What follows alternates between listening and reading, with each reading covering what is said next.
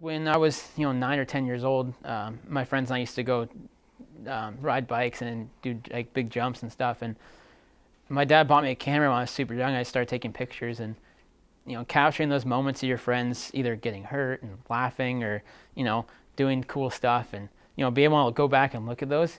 It really kind of made me think about it and say, hey, I really like doing this. And I actually still have all the photos and videos from when I was 9, 10, 11 years old. So going back and just looking at that and thinking about how all of that just really went together is kind of what brought me to where I am now.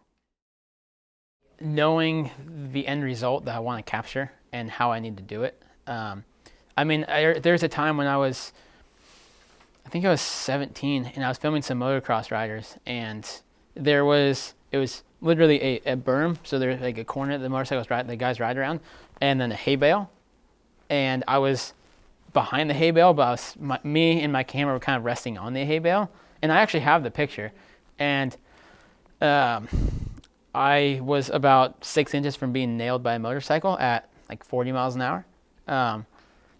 So that was exciting, but it's just knowing the end result of what I'm gonna get, and I don't have a fear of death, so me not having that fear doesn't matter for me. When I know I want to get something, get the shot, I'll do anything to get the shot.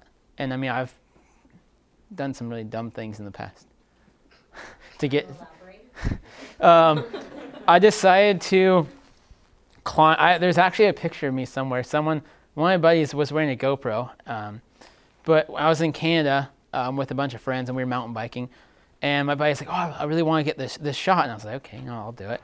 And for me to get the shot, I had to climb up this really sketchy tree about 60 feet, and I was sitting on a branch that I don't know, was about this big around.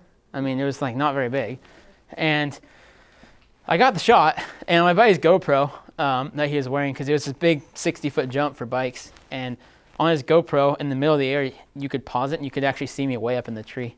But just doing stuff like that, and I have a love for speed, so I shoot for Lamborghini, McLaren, Ferrari, and I've done stuff for Jeep, and riding these cars doing 160 miles an hour and trying to hold a camera still. It's just the adrenaline. I don't know. I would say it's 100% the photographer.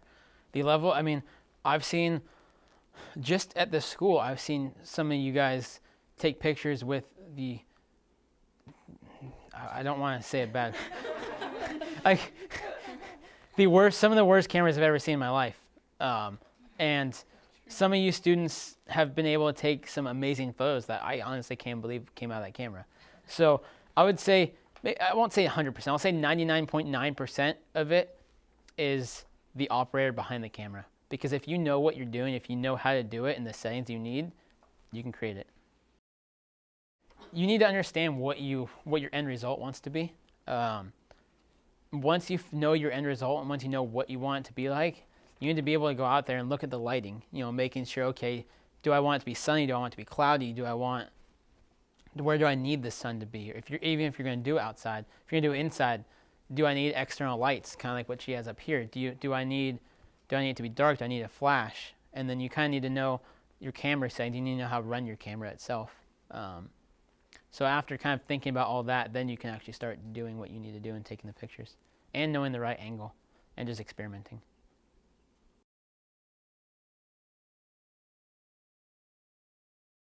Hi, I'm Peyton Collar. I'm Paula Toledo. My name's Nady Calvillo. I'm Jeanette Martinez. And I'm Ashton Peterson.